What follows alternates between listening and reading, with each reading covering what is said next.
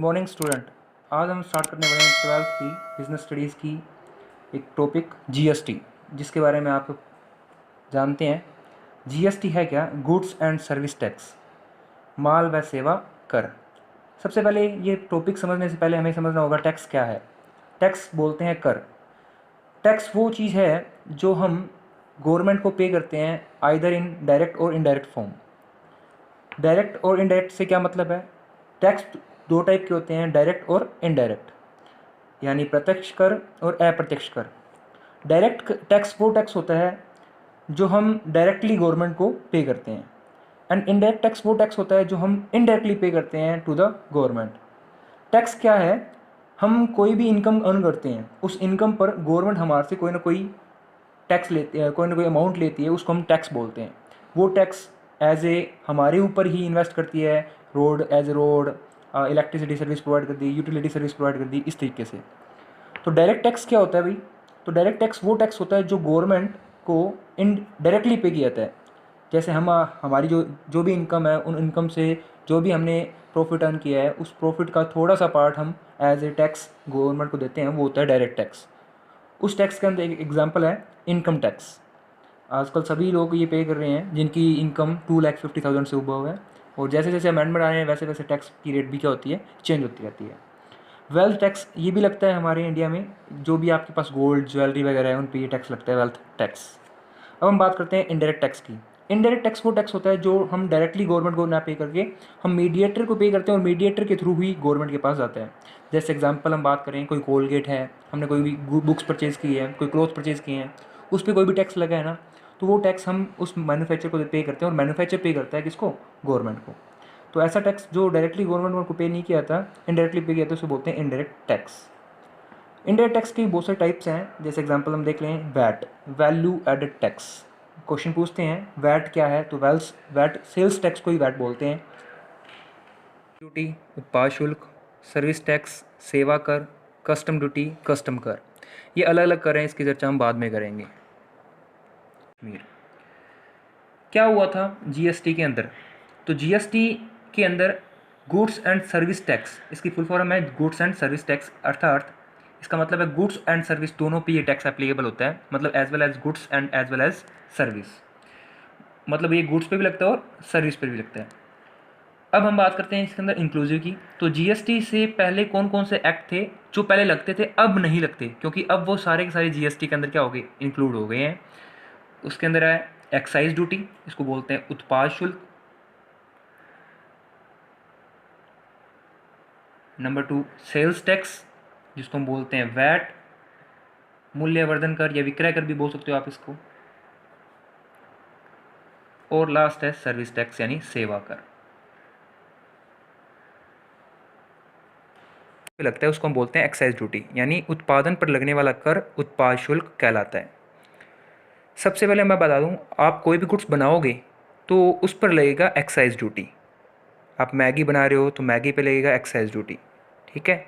Next हम बात करते हैं कि इसकी जो शुरुआत हुई थी वो 19वीं सेंचुरी में हुई थी, 19वीं शताब्दी में। एक्साइज ड्यूटी का एक्ट है 1944। एक्ट क्या होता है?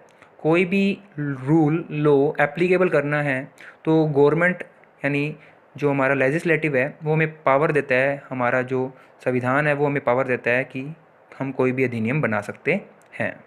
तो एक्साइज ड्यूटी का एक्ट बना था 1944 में। ये क्वेश्चन पूछ सकते हैं बार बार। एप्लीकेबिलिटी की हम बात करें तो एक्साइज ड्यूटी सबसे पहले किस किस गुड्स पे एप्लीकेबल हुई थी? तो धीरे धीरे जैसे जैसे हमारा टाइम आता रहा, हमारा एक्ट बना, एक्ट बनने के पहले और बाद में कौन कौन से टैक्स लग गए थे। तो एक्साइज ड्यूटी आने से पहले भी कुछ टैक्स लग गए थे। जैसे 1917 में टैक्स लगा था मोटर स्पिरिट पे।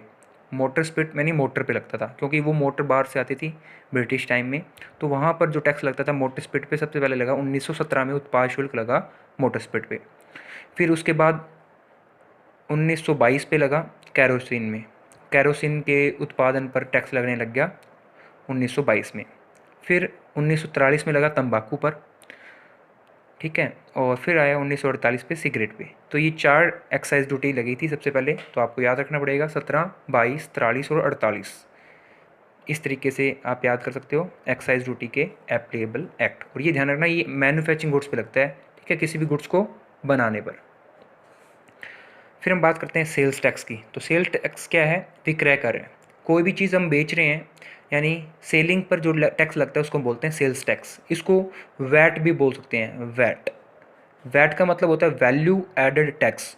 वो टैक्स जो हमारी वैल्यू एडिशन पे लगता है, हमने कोई भी गुड्स के अंदर वैल्यू ऐड कर दी तो उस पर कौन सा टैक्स लगेगा? Value added tax. इसका एक्ट बना था 1935 में, गवर्नमेंट ने बनाया था सबसे पहले।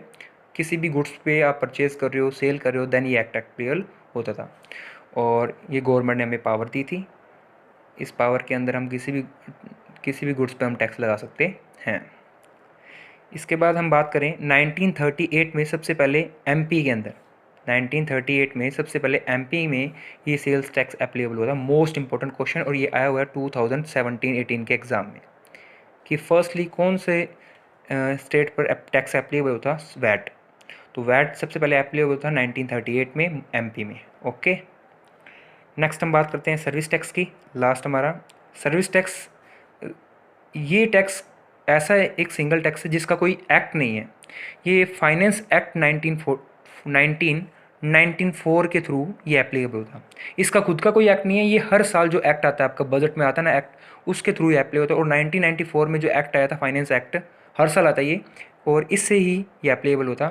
सर्विस टैक्स की खासियत है ये पूरे इंडिया में एप्लीकेबल नहीं हुआ था। इंडिया के अंदर एक स्टेट थी हमारी जम्मू एंड कश्मीर, उसको छोड़कर ये एप्लीकेबल हुआ था। और आपको पता होगा जम्मू एंड कश्मीर को हमारे संविधान में, हमारे कॉन्स्टिट्यूशन में एक अलग ही सेपरेट एंटिटी माना गया है। उसको एक, ना तो वो स्टेट है ना ही वो कुछ अलग है, उसको अलग ही स्टेट है, ना तो वो स्टेट है ना वो और है, तो उसको केंद्र शासित प्रदेश माना गया है। ठीक है, यूनियन टेरिटरी। इसके अंदर सर्विस टैक्स एप्लीकेबल नहीं होता था। Service tax is a tax on service. कोई भी हम सर्विस दे रहे हैं तो उस पर टैक्स लगता है सर्विस टैक्स, और ये 1994 में फाइनेंस एक्ट में एप्लीकेबल हुआ था। सबसे पहले 3 सर्विस पर टैक्स लगा था, telephone, share stock and general insurance. कौन कौन सी तीन थी? Telephone, share stock, general insurance. इन 3 सर्विसेज पे सबसे पहले टैक्स लगा था और मनमोहन सिंह ने लगाया था। टेलीफोन, शेयर स्टॉक, ये शेयर स्टॉक क्या होता है? दलाली, जैसे मान लो कोई शेयर वगैरह परचेज करते थे तो उस पर लगता था। और जनरल इंश्योरेंस बीमे पर, तो इस पर टैक्स लगता था। अब लास्ट आ रहा टॉपिक हमारा कमेटी। 2 कमेटियाँ बनी थी। फर्स्ट कमेटी बनी थी 1953 में, जॉन मिथाई कमेटी। ये इनडायरेक्ट टैक्स के लिए बनी थी स्पेशली, इसका ऑब्जेक्टिव था इनडायरेक्ट टैक्स को रिफॉर्म करना। एंड नेक्स्ट बनी थी 1965 में भूतलिंगम कमेटी। इसके जो अध्यक्ष थे यानी जो प्रेसिडेंट थे वो भी भूतलिंगम थे, और ये डायरेक्ट और इनडायरेक्ट दोनों टैक्स से लेकर बनी थी। इस वीडियो के सभी नोट्स आपको टेलीग्राम पे एप्लीकेबल होंगे। इस वीडियो के नीचे ही आपको टेलीग्राम का लिंक मिला हुआ है, वहाँ पर जाएं, टेलीग्राम डाउनलोड करें और वहाँ से ये इस चैप्टर के जो भी नोट्स हैं वो आप डाउनलोड कर सकते हैं।